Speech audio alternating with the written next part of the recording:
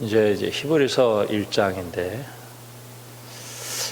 제 히브리서를 또 이제 1장을 보는데, 참 처음부터 이런 얘기해서 죄송합니다만은 되게 어렵습니다. 되게 어려운 책이에요. 자, 어려우면은 읽지 말까요? 어려우면 읽지 말까요? 네, 어떻게 할까요? 어려워도 읽을까요? 어려워도 읽어야 돼요. 이게 하나님 말씀이기 때문에 그래요. 어떤 분들은 이런 얘기를 하는 사람이 있어요. 구약만 설교를 왜 하세요? 그런 사람이 있어요. 구약은 하나님 말씀이 아닙니까? 구약도 하나님 말씀이에요. 이것도 하나님 말씀이에요. 내가 아무리 어려워도 주 성령께서 깨닫게 해주시면 알 수 있는 말씀이에요. 제가 또 이렇게 어려운 말씀이지만은 쉽게 얘기를 해드리도록 하겠습니다.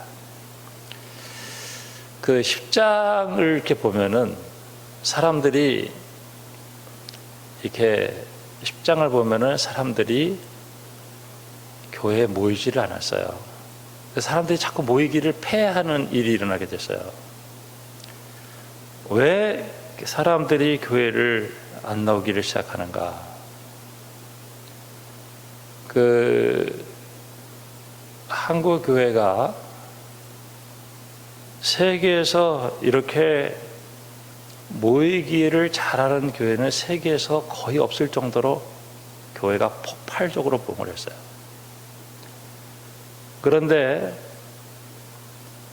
언제 한번 이 교회가 모이기를 힘쓰지 않았던 그때는 언제였었냐면은 일제시대에 신사참배할 때, 그때 교회가 문을 닫고 또 목사들이 끌려가고, 그때 이제 박해가 심하다 보니까 교회에 모이는 수가 적었어요. 그때 한 번 그랬어요. 그리고 언제부터 또 시작이 됐냐면은 1990년도를 정점으로 사람들이 교회를 안 나오기를 시작하는 거예요. 간신히 주일날 패듯 한 번 나오고, 그 다음부터는 세상에 가서 살아가게 되었어요. 이유는 두 가지 이유라고 생각합니다. 하나는 세속화. 이 세속화의 흐름이 너무 강하게 있고요. 두 번째로는 박해의 상황이에요.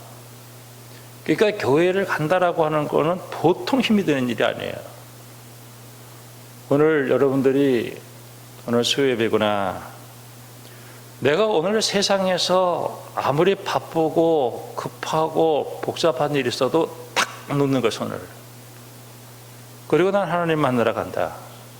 물론 교회만 하나님 계시나 그러나 우리가 하나님과 정한 시간에 공예배에 나온다는 것은 믿음이 서 있다는 거예요. 세상에 어떤 일이 있어도 나는 주 앞에 나가서 내 본교에 가서 공예배에 나는 무조건 나가서 예배를 드린다. 저는 목사가 돼가지고요, 참 하나님께 감사하는 거는 모든 예배에 참석할 수 있게 된 게 얼마나 감사한지 알아요. 저는 제가 교회에 집이 교회에 있다라고 하는 것도 너무 감사한 거예요. 너무 감사해요. 저는 교회에 집이 있는 것에 대해서 너무너무 감사해요. 이런 상황 속에서 다시 한번 사람들로 하여금 예수님이 우리가 꼭 믿어야 될 존재다 하는 얘기를 하고 있어요. 마태복음을 지난주에 1장부터 28장까지를 제가 한번 쭉 풀었죠. 근데 우리 성도들은 그 마태복음을 1장부터 28장까지를 제가 쭉 설교했을 때 다 들었을 거라고 생각해요. 왜냐하면 한 장 한 장씩을 제가 쫙 다 풀었었거든요, 예전에. 그래서 다시 한번 쭉 얘기를 했는데, 그때 예수를 믿고 구원받을 때 역풍을 불어지는 거예요, 역풍. 그때 역풍이 세 가지에 의해서 왔다고 그랬습니다. 하나는 그 세례 요한이 죽는 그 정치적인 박해. 그 다음에 오병이어 역사를 통해서 그 먹이는 사건을 통해서 경제적인 어려움. 그리고 유대인들의 방해. 참, 내가 예수를 믿고 따라가려고 하다 보면은 이런 어려움이 있어요. 저는 오늘 이 시간 여러분을 축복하고 싶습니다. 이 세상에 아무리 좋아 보이는 것이라 할지라도 예수님보다 더 좋아 보이지 않기를 주님의 이름으로 축원합니다. 아무리 좋아 보여도요. 그거 없으면 내가 죽을 것 같은 것이라 할지라도요. 여러분, 그거는 아무것도 아니라는 사실을 깨달아야 돼요. 오늘 히브리서에서 오늘 이 자리에서 여기서 딱 한 가지는 천사보다도 예수님은 더 탁월하신 분이다. 요 얘기를 딱 하는 거예요. 1장에서는 천사보다도 탁월하시다. 이제 히브리서 1장, 2장, 3장, 4장 쭉 읽어나가면서 딱 하나를 오늘은 예수님은 누구보다 탁월하시냐? 그거 하나만 듣고 가는 거예요. 자, 오늘은 누구보다 탁월하냐? 4절 말씀에 그는 천사보다 훨씬 뛰어나다. 그러니까 그 당시에 유대교 가운데는 천사 숭배하는 생각들을 하고 있었어요. 그런데 우리 예수님은 천사보다도 훨씬 뛰어나다 하는 얘기를 하는 거예요. 지금 뭐 우리가 사실 천사에 대해서 사람들이 별로 관심을 갖고 있지 않냐지만은 천사는 있습니다. 특별히 14절 말씀 보니까 모든 천사들은 섬기는 영으로서 구원받을 상속자들을 위하여 섬기라고 보내심이 아니냐.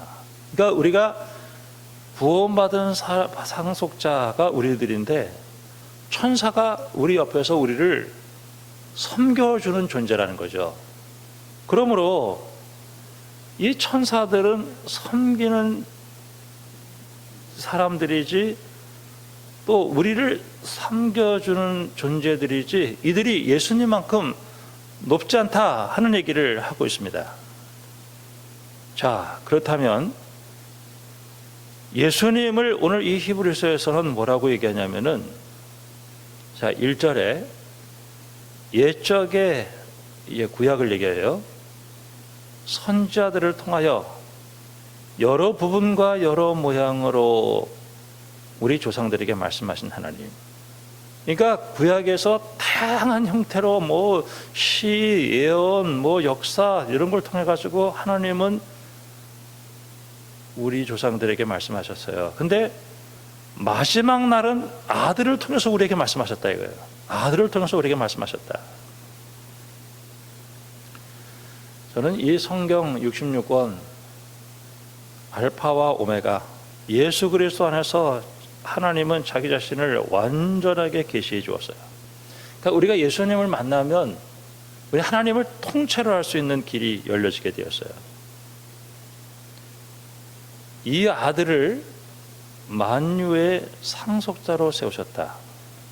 그러니까 우리가 이재용 그 삼성 정말 재벌이죠. 좀 부럽지 않아요? 이재용이 부럽지 않아요? 아, 저 사람들 이재용하고 그 뭐 동생들 이렇게 나와서 이렇게 보면은 야, 아버지 잘 만나가지고 정말 팔자 들어졌다 하는데 우리 예수님은 만유의 상속자예요. 그리고 예수님은 이 세상을 창조하신 분이에요. 그는 하나님의 영광의 광채고 본체의 형상이에요. 그 능력의 말씀으로 만물을 붙드시고 죄를 정결하게 하는 일을 하시고 높은 곳에 계신 지극히 크신 이의 우편에 앉아 계신다 이거예요. 그러니까 예수님하고는 이 세상에 어떤 누구도 비교할 수 없을 만큼 능력의 주님이세요. 여러분, 오늘도 여러분들은 영적인 씨름을 한 거예요. 내가 오늘 수요 예배일 때 내가 세상에서 억만금을 준다 할지라도 나는 오늘 하나님 앞에 나와서 예배를 드린다. 여러분, 오늘 여기에서 이미 여러분들은 이 세상의 어떤 것보다도 예수님이 존귀하다고 하신 것을 여러분들이 마음속으로 인정한 줄로 믿습니다. 이게 중요한 거예요. 저는 TV 축구를 하거나 혹은 뭐 권투를 하거나 예전에 그러면 막 또 수요 예배하고 또 그 연결될 때가 있어요. 그래도 TV 보는 걸 중요하지만은 그래도 내가 예배를 드리러 가야지. 예전에 우리가 저는 신학대학 학부를 나왔는데 신대원 시험을 보는 거예요. 신대원 시험 보는데 우리 선배들은 39명이 졸업을 했어. 근데 그 당시에 신대원이 1학년, 2학년, 3학년인데 학부 출신들은 2학년에 편입할 수 있게 특권을 줬어요. 근데 우리 선배들이 시험을 봤는데 9명이 떨어져가지고 2학년으로 못 들어가고 1학년으로 들어간 거예요. 야, 우리 얼마나 불안해. 그래가지고 내일 시험인데 그날 수요일이었어요. 저는 그때 생각할 때 제가 참 부끄러워서 얘기하는 거예요. 저는 시험 공부를 하느냐고 수협을 안 간 거예요. 근데 지금 태국 선교사로 떠난 그 친구는 공부를 딱 하더니 딱 내려놓더라고요. 그러면서 장신대에서 그때 공부하고 있었는데 노량진 교회 교육전사인데 노량진 교회까지 갔다가 오는 거예요. 세상에. 그래서 그 아버지가 목사인데 제가 거기서 마음속으로 대단히 존경하는 마음을 가졌어요. 근데 우리가 39명이 시험 봤는데 그때는 39명 다 합격을 해가지고 신대원 2학년 들어갔는데 제가 지금도 그 친구 생각할 때마다 참 대단하다. 어떻게 그 예배를 소중하게 여겼는지 하던 일들을 딱 중단하고 가는 거예요. 저는 오늘 이 말씀을 통해서 우리가 들어야 될 메시지는 나는 예수님을 믿었고 아무리 천사가 뛰어나다 할지라도 나는 예수님을 절대 버리지 않고 끝까지 따라가는 여러분들이 되기를 주님의 이름으로 축복합니다. 그러면서 뭐라고 얘기하냐면은 5절에 하나님께서 어느 때 천사 중 누구에게 너는 내 아들이라 오늘 내가 낳았다 언제 그렇게 했냐 이거예요. 나는 그에게 아버지가 되고 그는 내 아들이 되리라 언제 그렇게 얘기했냐 이거예요. 또 그가 맏아들을 이끌어 세상에 다시 오게 하실 때에 하나님의 모든 천사들은 그를 경배할지어다 말씀하셨으며 또 천사들에 관하여는 그는 천사들을 바람으로 그의 사역자를 불꽃으로 삼으시느니라. 그러니까 이 천사들은 하나님의 종으로서 그냥 섬기는 자들이지 이 천사는 피조물이라 이거예요. 그리고 오늘 이 예수님만이 하나님이다 하는 얘기를 하고 있는 거예요. 그러면서 8절에 아들에 관하여는, 그러니까 여기서 아들이라 그랬을 때 우리가 자꾸 착각하는 이유는 뭐냐면 하나님 아버지고 예수님은 아들이니까 예수님 하나님보다 조금 낫다 이렇게 생각하는데 그렇게 보면 안 되는 거예요. 예를 들어서 이게 참 비유가 적절하진 않아요. 개가 강아지를 낳죠. 근데 강아지도 개죠. 마찬가지 얘기를 하는 거예요. 하나님의 아들이 오늘 여기서는 하나님이라는 얘기를 하는 거예요. 그러니까 8절의 아들에 관하여는 하나님이 주의 보좌는 영영하고 주의 나라의 교는 공평한 교니라. 주께서 의를 사랑하시고 불법을 미워하셨으니 그러므로 하나님 곧 주의 하나님은 즐거움의 기름을 주께 부어 주를 동류보다 뛰어나게 하셨도다. 나는 이 세상 살면서 예수님이 이 세상에 어떤 것보다도 더 존귀하다는 사실을 오늘 우리가 꼭 깨닫고 세상에 어떤 것들이 나를 미혹한다 할지라도 예수님을 절대로 놓치지 않고 끝까지 따라가는 여러분들이 되기를 주님의 이름으로 축복합니다. 그러면서 10절에 또 주여 태초에 주께서 땅의 기초를 두셨으며 하늘도 주의 손으로 지으신 바다. 그러니까 예수님은 이 세상을 손으로 창조하신 분이에요. 그러니까 그리고 여기에 이제 11절에 그것들은 이제 천사들, 피조물들은, 그러니까 천사들도 피조물이기 때문에 멸망하고 주는 영원히 존재하지만은 천사들은 다 옷같이 낡아지고 의복처럼 갈아입을 것이요 그것들은 옷같이 변할 것이나 주는 여전하여 연대가 다함이 없으리라. 어느 때 천사 중에 누구에게 내가 내 원수로 내 발등상이 되기까지 너는 내 우편. 언제 천사 보고 그렇게 얘기했냐 이거야. 이 우편에 앉아 계신 분은 예수님이다 이거예요. 그래서 오늘 우리가 1장을 통해서 우리가 알 수 있는 것은 바로 예수님은 그 당시에 천사 숭배 사상들이 있어서 사람들이 그 예수님보다 천사를 따라가는 사람들이 있었던 것 같아요.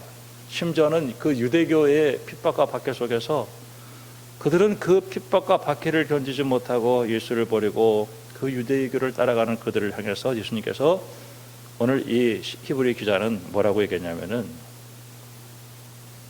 예수님은 천사보다도 더 탁월하신 분이다 하는 얘기를 하고 있었어요. 그러니까 어떤 분이 그런 얘기를 하더라고요. 10장에서 우리 10장을 잠깐 한번 넘어가도록 하겠어요. 10장에 보면은 이제 어떤 일이 있냐면,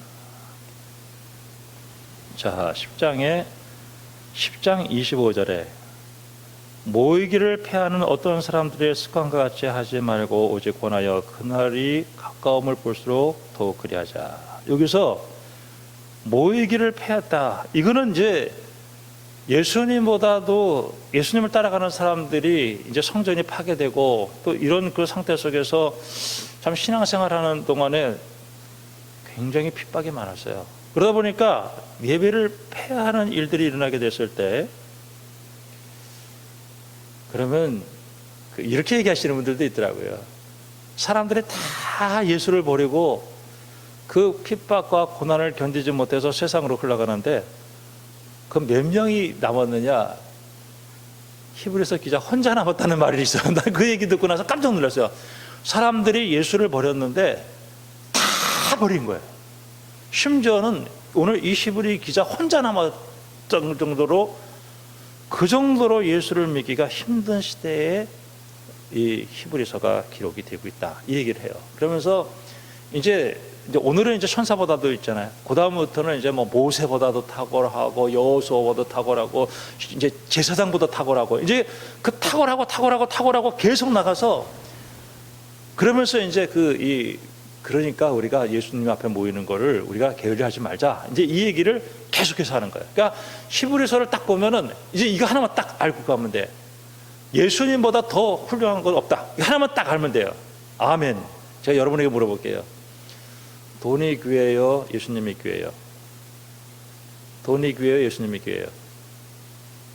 네? 정말이에요? 만약에 내가 오늘 교회 오는 거야.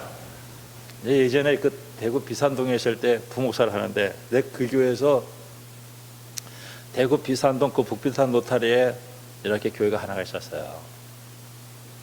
근데 그 교회에 내가 딱 부임함과 동시에 교회를 부수고 새 건축을 하는 거예요. 그러니까 이쪽에 들어와서 조그마한 곳에 있는데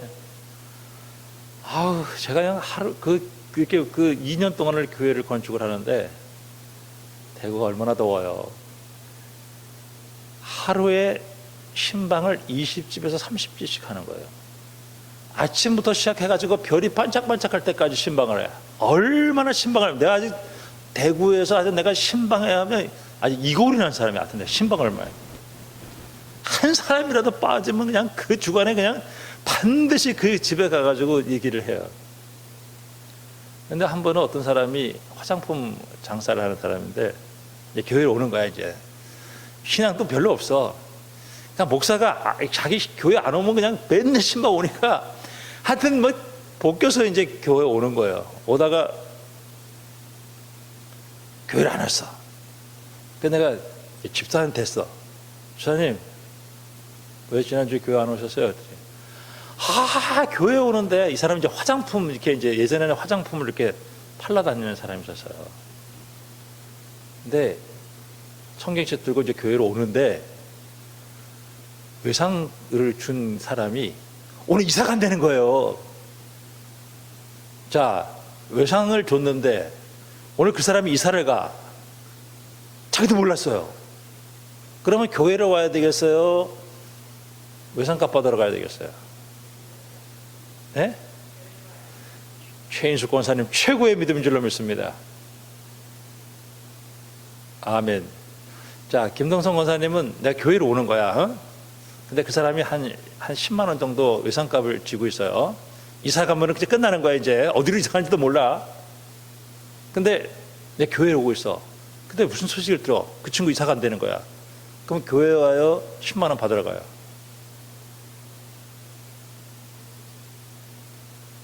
갈등이 생겨요? 교회에 와야 될 줄로 믿습니다. 아멘.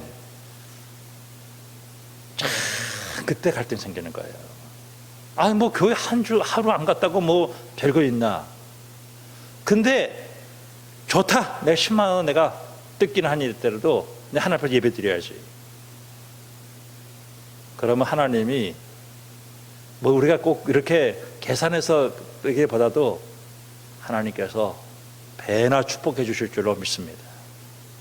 그때 내가 그것 때문에 교회를 못 갔으면 그 한 주간은 영원히 마음속에 체크가 되는 거예요. 순간순간 때로는 이게 상식을 뛰어넘을 때가 있어요. 우리 아버지가 장례를 치러야 돼. 근데 어떤 사람이 내 아버지 장례 치르고 오겠습니다. 야, 죽은 자는 죽은 자에게 막, 거기서 예수님께서는 장례를 치르지 말라는 의미가 아니에요.